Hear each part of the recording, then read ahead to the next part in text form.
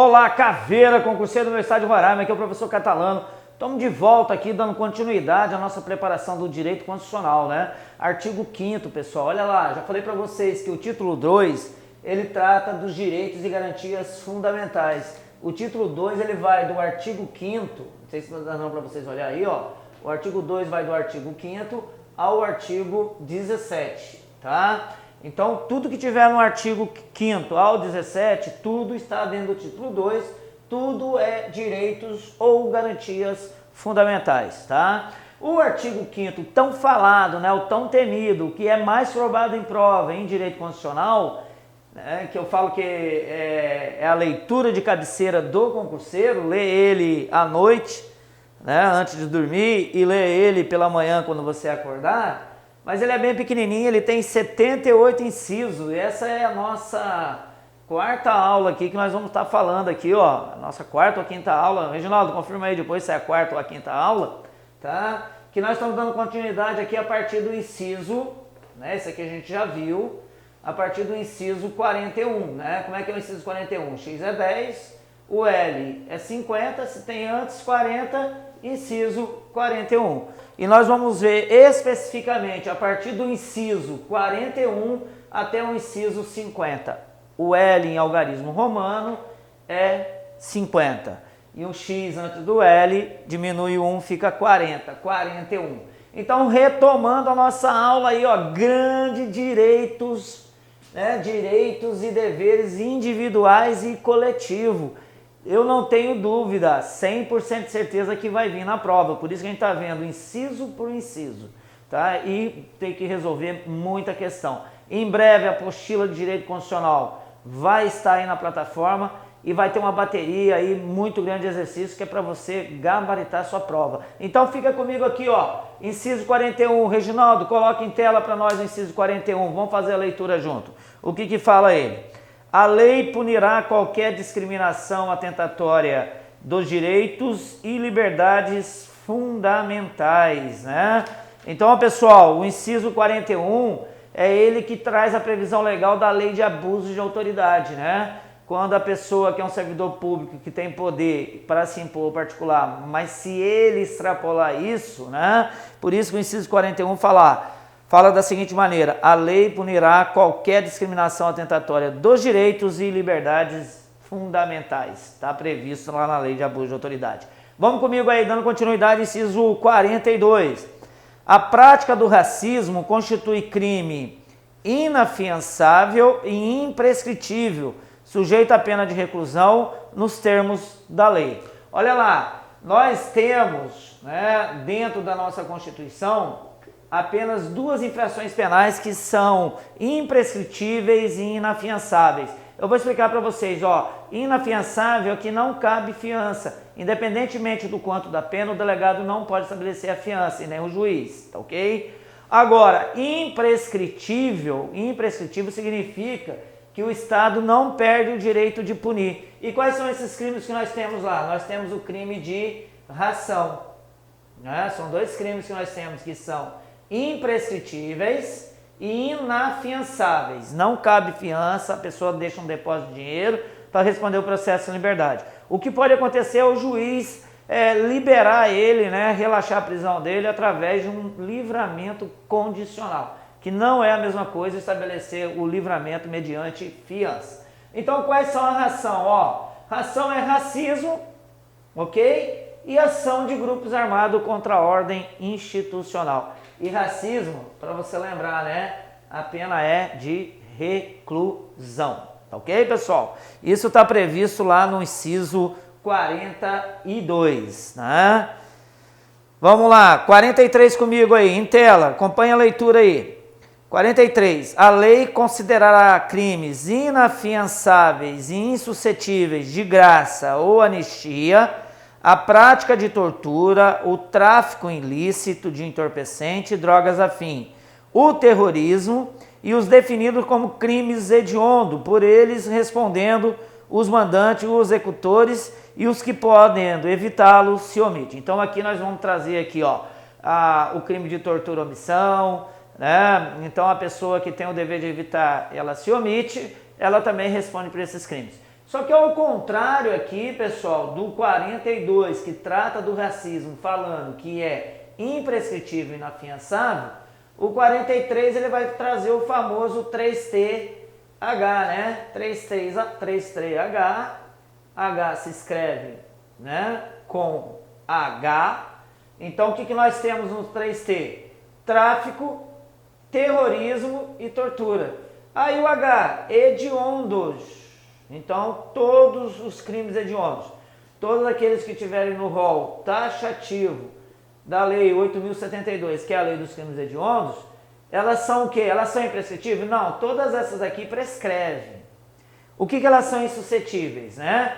Elas são insuscetíveis de fiança, né? Não cabe fiança, são inafiançáveis. Todas essas aqui são inafiançáveis, tá? E o que mais que elas não podem ter? Elas não podem ter graça, né? Não pode ter aqui, ó, vamos começar com H, anistia, graça e o indulto, tá? O indulto não está aí na Constituição, pessoal, mas o indulto está na lei dos crimes hediondos, tá ok? Então já existe entendimento, né, que pela Constituição não tem um indulto, mas lá na lei dos crimes hediondos tem um indulto, tá ok? Por isso que o 43 traz essa previsão. Olha só, releitura. A lei considerará crimes inafiançáveis e insuscetível de graça ou anistia. Então, ó, tem graça e anistia no inciso 43. Não tem o indulto, mas o indulto tem na lei dos crimes hediondos. Ok? Fica a dica. Vamos lá, vamos dar uma continuidade aí. Acompanhe agora o inciso 44. Então, como é que é o 44? Bom, 44, XL, pauzinho, né? No 5, aí fica 4. 44. Então, o que nós temos no inciso 44? Constitui crime inafiançável e imprescritível a ação de grupos armados civis ou militares contra a ordem constitucional e o Estado Democrático de Direito. Ora, pessoal, aqui fala da ação, né? Ação de grupos armados contra a ordem constitucional. E aqui o 42 fala do racismo. E aí você pega, então, quais são os dois crimes que são imprescritíveis e inafiançáveis. Racismo e ação de grupos armados contra a ordem constitucional, né? Contra qualquer um dos poderes da União, ok? Fica a dica, vamos lá, agora vamos para o inciso 45. O que traz o inciso 45? Nenhuma pena passará da pessoa do condenado, podendo a obrigação de reparar o dano e a decretação do perdimento de bens ser nos termos da lei estendida aos sucessores e contra eles executada até o limite do valor do patrimônio transferido. Olha, isso aí é uma matéria, né? Isso aí é um princípio constitucional da execução penal, do direito penal também. Isso aí é o chamado princípio da intranscendência da pena, né? Então, o que acontece? Cada um responde na medida da sua culpabilidade e, evidentemente, que se eu cometi um crime, a minha pena de efeito penal, ela não passa para os meus descendentes ou para os meus ascendentes, né? Então, o que está falando aí a Constituição? Qual é a garantia que ele está nos dando? Se o meu pai cometeu um crime e foi preso, evidentemente que aquela pena dele não poderá passar para mim. Nem sempre foi assim, né? No sistema absolutismo, onde o rei era o Estado, às vezes a pessoa não tinha como cumprir a pena, ou não tinha mais condições de cumprir a pena, permitia-se pegar o filho para cumprir a pena no lugar do pai. Isso é um absurdo, né? Isso não existe mais, tá? Então, por isso nós vivemos dentro do Estado Democrático de Direito, dentro desse movimento constitucionalista, que é justamente para declarar o direito e colocar as garantias, para garantir esse direito. Esse princípio que a pena não passará da pessoa do condenado é na esfera penal. O que a Constituição prevê aqui como exceção? A obrigação de reparar o dano.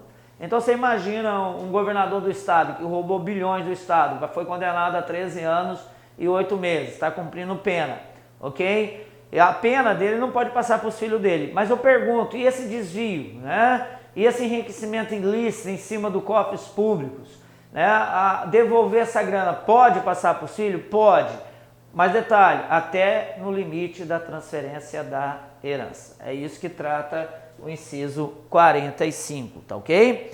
Agora vamos lá, 46, inciso 46. O que nós temos lá no inciso 46? O 46 ele traz a seguinte redação, comigo em tela. A lei regulará a individualização da pena e adotará, entre outras, o seguinte: privação ou restrição de liberdade, perda de bens, multa, prestação social alternativa, suspensão ou interdição de direito. Você percebe aqui que as penas previstas aqui no direito constitucional, no inciso 46, elas não são aquelas mesmas lá do penal. O penal traz três espécies de pena lá, três gêneros de pena: privativa de liberdade, restritivo de direito e multa, todas elas autônomas. Aqui a Constituição prevê outros tipos de pena que vão acabar de integrar, né? Elas vão acabar se integrando dentro daquelas penas lá do penal. Então, o que nós temos? A privação, restrição de liberdade, que são as penas privativas de liberdade, reclusão, detenção e prisão simples. Perda de bens é pela lei de improbidade administrativa, que lá, com questão sanções civis, políticas e administrativa, ele pode perder os seus bens, não necessariamente penal. Multa penal, né? Tanto penal quanto civil. Prestação social alternativa, aí seria as penas restritivas de direito, né? Que pode ser convertida. Está lá na segunda espécie do penal. Suspensão e interdição de direito, aqui já é a questão política, civil e também pode ser penal, que no penal também tem a restritiva de direito, tá ok? Então vamos lá, Caveira, isso que fala o 46. É um rol exemplificativo, porque ele está aberto e aí dentro dessas espécies pode integrar aquelas do penal ou pode criar novas. Tipo o artigo 28 da lei de tráfico, né, o usuário de droga, que o juiz pode advertir e determinar a internação do usuário. Ok, senhores? Vamos lá. 40 e qual é o inciso agora? 47. O que nós temos no inciso 47? O inciso 47 fala assim, ó. Agora, se lá trouxe a previsão no 46, o 47 ele vai trazer quais penas são vedadas pelo direito constitucional. Vocês prestem atenção, pessoal, que isso cai muito em prova. E quais são as penas que são vedadas? Porque ele fala assim, ó. Não haverá penas. Ok, quais penas que não haverá? Primeiro, de morte. Então, qual é a regra? A regra é que não haverá pena de morte. Mas, senhores, tem exceção para pena de morte? Tem, porque o próprio inciso, a própria linha, a linha A do artigo 5º, inciso 47, ele fala o seguinte, ó, salvo em caso de guerra declarada nos termos do artigo 84, que é o presidente da República que tem a competência para declarar a guerra. Então a pergunta é, tem pena de morte no Brasil? Verdadeiro ou falso? Se perguntar assim, verdadeiro. É regra? Não. É vedada a pena de morte? É. A regra é o quê? Vedada a pena de morte. Mas qual é a exceção? A exceção é se tiver em estado de guerra declarado. Às vezes fica meio confuso, né? Então marca aí, ó. Então vamos assim, ó. O inciso fala assim, não haverá pena de morte. Então quando ele fala não haverá pena de morte, significa que a vedação à pena de morte é regra. Aí ele continua complementando, né? Salvo em caso de guerra declarada. Ok. Então essa norma constitucional, ela vai ter uma eficácia contida, porque ela vai ser restringida, esse direito de não haver pena de morte, tá ok? Então fica a dica. Agora vamos lá, o que fala a linha B? Qual é a outra pena também que está vedada? A outra pena que está vedada, pessoal, é de caráter perpétuo. Com a alteração agora da lei anticrime, o que nós tínhamos no penal? O penal falava que ninguém poderia ficar mais de 30 anos preso. Com a alteração que entrou em vigor agora esse ano, o máximo de pena que a pessoa poderá cumprir é 40 anos, porque a Constituição veda a pena de caráter perpétuo. Aí entra na questão da medida de segurança, que a gente já discutiu aqui, né? Que tem 3 entendimentos, né? O direito penal fala que ele não comporta prazo, né? Ele fica internado até cessar a sua periculosidade. Aí o STJ vem e fala que nas medidas de segurança ficaria internado até o máximo da pena combinada. Imagina se é furto, o furto é 4 anos no máximo, então ele ficaria 4 anos, independente de cessar ou não a periculosidade do internado. Agora o STF fala o quê? Não, o STF fala que fica o máximo da pena prevista. Então essa questão de prisão perpétua, ela é polêmica, a gente vai aprofundar isso lá no direito penal com o professor Reginaldo, comigo, né? Beleza, pessoal? Então continua aí com a gente. Olha lá a linha C, o que fala a linha C do inciso 47? Ele fala assim, ó, de trabalhos forçados. Aí vocês vão ver comigo lá na aula de execução penal, que eu sempre costumo perguntar para os alunos, o preso é obrigado a trabalhar? Aí os alunos falam assim, não, o preso não é obrigado a trabalhar. Não, a lei de execução penal fala que o preso é obrigado a trabalhar. É um direito e um dever. A recusa ao trabalho constitui falta grave. Ah, professor, mas aqui o inciso 47 não está falando que é vedada a pena de trabalhos? Mas, ô, pessoal, peraí, qual trabalho? O trabalho forçado. Aquele de botar a corrente no pé, o cara saindo arrastando a corrente e trabalhando. Esse trabalho é vedado, ok? Não faça confusão. O preso é obrigado a trabalhar? Sim. O preso está obrigado a trabalho forçado? Não. Ah, tem trabalho para você? Não quero. Ótimo, falta grave. Acabou. Ele não será forçado a trabalhar, tá ok? Vamos lá. A linha D, o que nós temos na linha D, né? A linha D fala assim, ó. Os condenados não são obrigados a trabalhar em serviço desgastantes e exaustivo, né? Bom, isso aqui é relacionado a C. A linha D fala assim, ó. A linha D fala da questão da pena de banimento, né? O cara comete um crime político, alguma coisa, e ele recebe uma pena de banimento. Durante o governo militar, muitos da esquerda eles foram banidos, né? Eles foram expulsos do Brasil, né? É aquela máxima, ou ame o Brasil ou deixe, né? Estão quase chegando aí de novo. Ou você ama o nosso país ou você abandona ele, tá?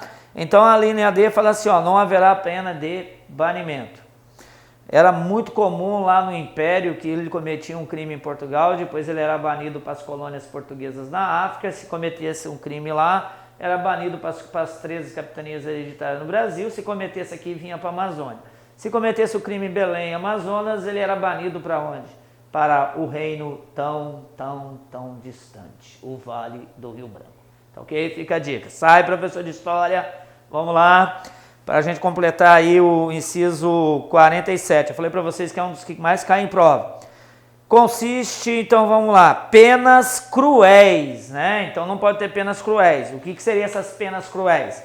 Seria aquela que degrada, né? Reduz o ser humano a uma coisa, né? Então não pode ter aquelas penas cruéis. No passado tinha, né? Mas vamos lá então, vamos aí dando continuidade, vamos agora para o inciso. O inciso que nós vamos ver agora é o 48. Então, inciso 48, o que nós temos no inciso 48? Acompanha aí em tela comigo. Reginaldo, bota na tela. A pena será cumprida em estabelecimento distinto, de acordo com a natureza do delito, a idade e o sexo do apenado, né? Evidentemente, se é um menor, né? Um menor, um adolescente, maior de 12, né? E até 18 anos, ok? Ele vai cumprir no estabelecimento adequado à sua condição. Então é isso que o inciso 48 traz a previsão legal, ok, pessoal? Vamos lá comigo. Aí, se é regime aberto, vai para uma casa de albergado. Se é um regime semiaberto, vai para uma colônia agrícola. Se é um regime fechado, vai para um sistema penitenciário. Isso aí vocês podem pegar a Constituição e gravar com uma cor diferente, porque isso aí são normas ou princípios da lei de execução penal, tá? A individualização da pena, a intranscendência da pena e a questão do estabelecimento adequado à condição do agente, à sua idade, ao seu perfil criminológico, tá ok? Vamos dando continuidade aí, agora nós vamos ver o inciso 40, né? Como é que é o inciso 49? Aí tá aqui, ó, antes aqui diminui 1, aqui é 10, 9, 49. O que fala o inciso 49? Em tela aí, pessoal. É assegurado aos presos o respeito à integridade física e moral. Bom, lá na lei de execução penal, tá lá como direito do preso. A gente vai estudar a lei de execução penal, artigo por artigo, visando a sua aprovação aí no concurso do DEPEN e da Polícia Penal. Tá? Então nós vamos ver lá que ele tem entre os direitos dele ser chamado pelo nome, né? Então por isso que ele tem direito à sua integridade física e moral, inciso 39. E para a gente encerrar essa aula agora, essa quinta aula aí de direitos, né, e garantias fundamentais, vamos ver o inciso 50. Então o inciso 50 está aqui, é lisinho, e vamos junto.